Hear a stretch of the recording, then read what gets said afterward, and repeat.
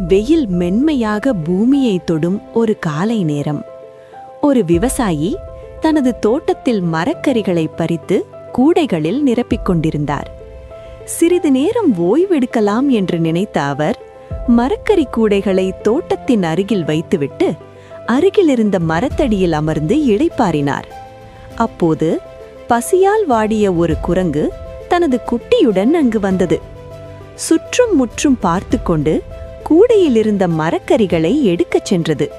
ஆனால் இது திருட்டு என்ற எண்ணம் அதன் மனதை தடுமாறச் செய்தது.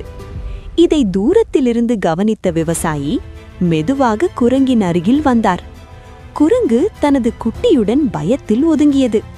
அப்போது விவசாயி, "பயப்படாதே" என்று புன்னகையுடன் சொல்லி சில மரக்கறிகளை குரங்குக்கு கொடுத்தார்.